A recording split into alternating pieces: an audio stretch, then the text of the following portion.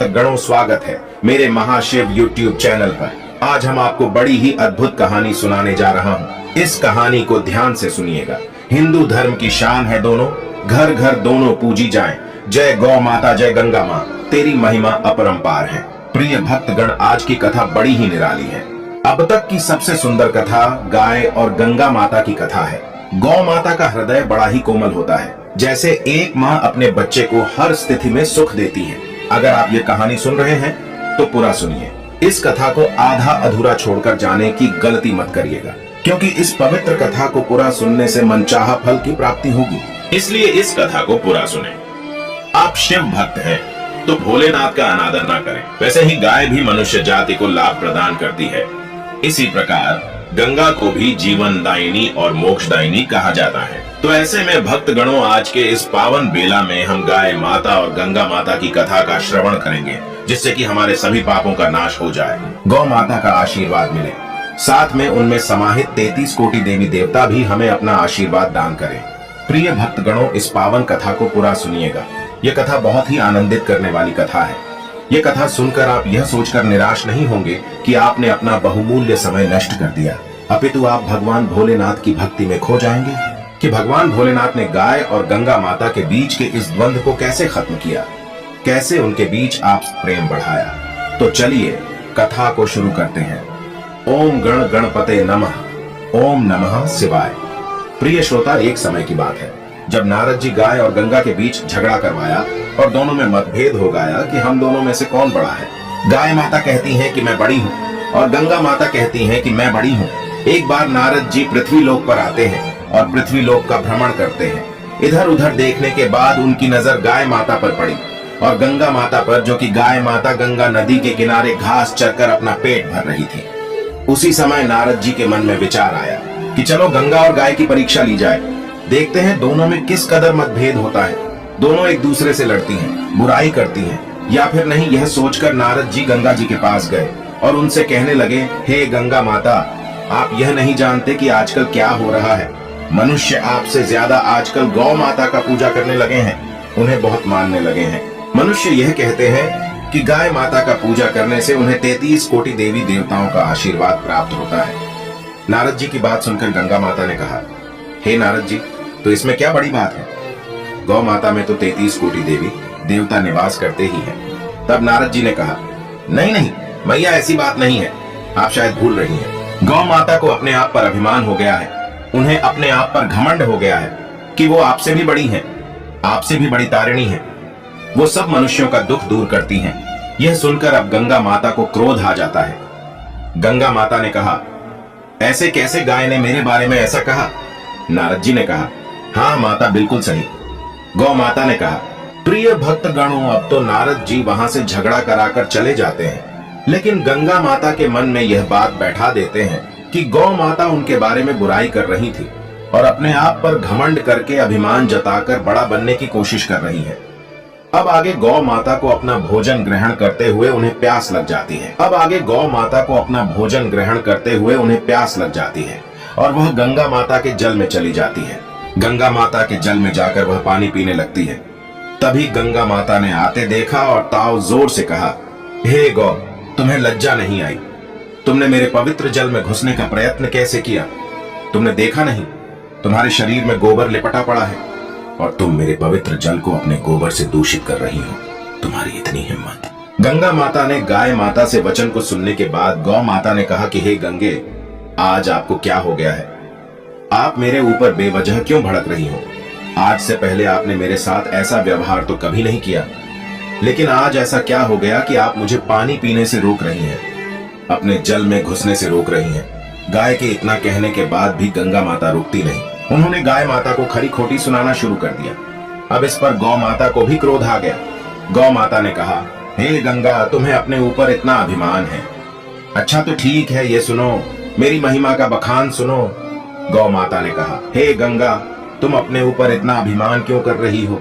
मेरे गोबर से चूल्हा चौका किया जाता है और आंगन निपे जाते हैं और मेरे मूत्र के सेवन से ही असंख्य रोग दूर हो जाते हैं। और तो और मेरे दूध और दही का माखन कान्हा जी भी खाते हैं। इसीलिए मैं अधिक पवित्र और बड़ी हूँ, महान हूँ और जानती हूँ गंगा।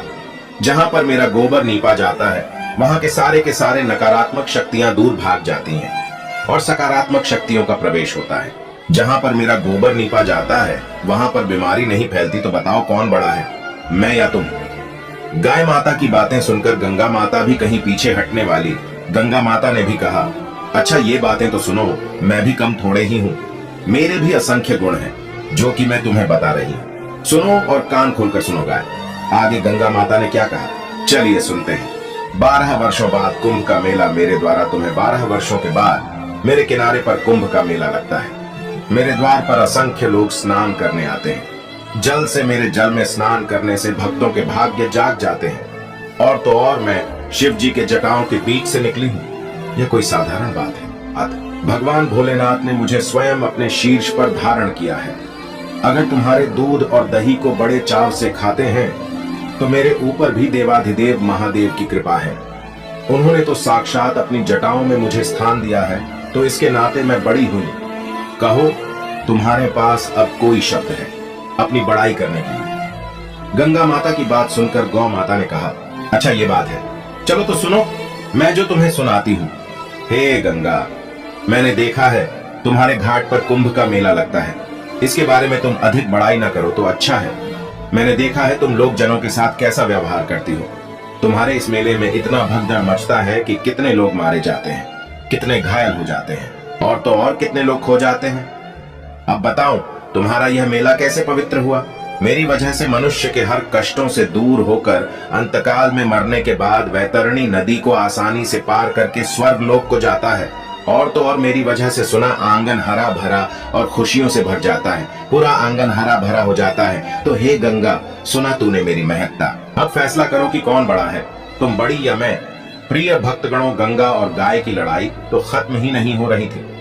धीरे धीरे यह लड़ाई और भी अधिक बढ़ती जा रही थी।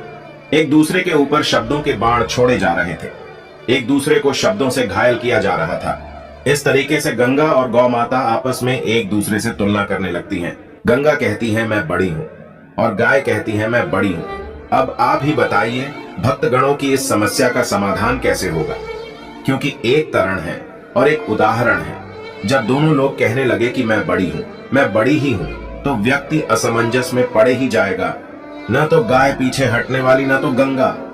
एक दूसरे को एक दूसरे से ऊंचा दिखाने की कोशिश होने लगती है। दोनों माताएं आपस में उलझी रहती हैं।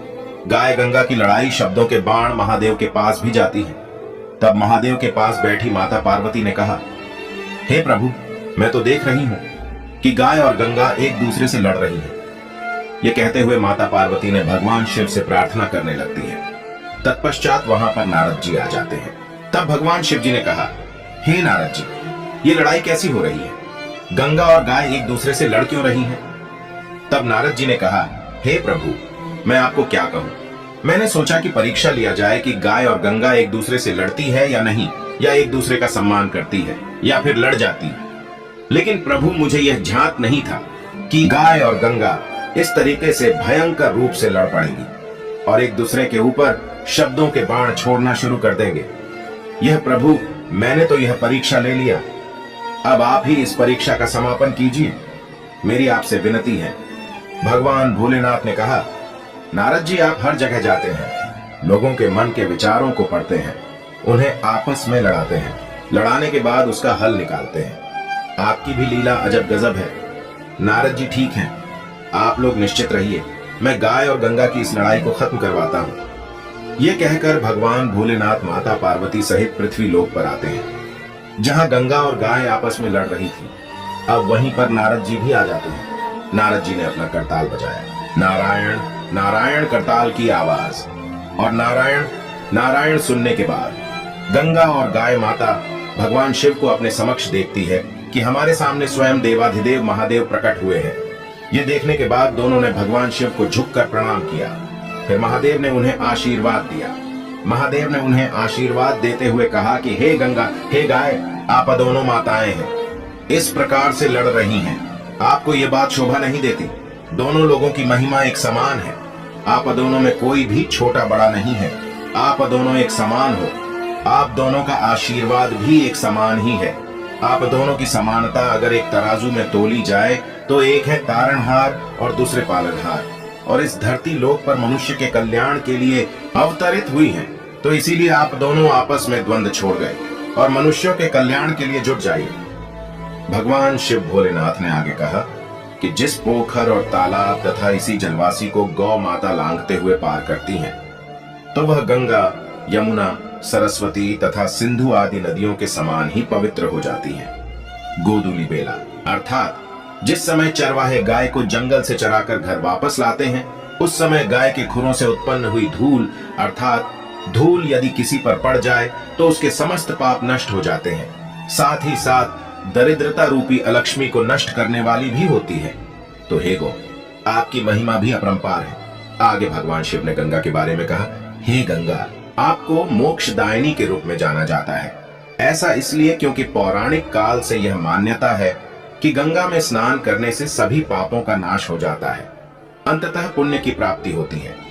विशेष दिन जैसे अमावस्या या पूर्णिमा के दिन आपके जल में जो कोई भी स्नान करता है तो उसे समस्त देवी देवताओं का आशीर्वाद प्राप्त होता है। हे गंगा, आप सभी सुखों को प्रदान करने वाली है।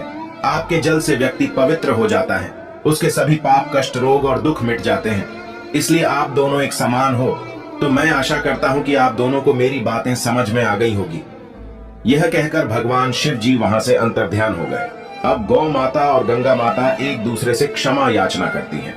खुशी पूर्वक अपने अपने रास्ते लोक कल्याण के लिए निकल पड़ती है और वहां से नारद जी भी नारायण नारायण करते हुए चले जाते हैं। तो प्रिय भक्तगणों, प्रेम से बोलिए ओम नमः शिवाय।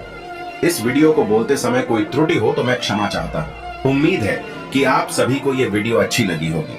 अगर आप शिव के सच्चे भक्त हैं तो चैनल को सब्सक्राइब और वीडियो को लाइक करके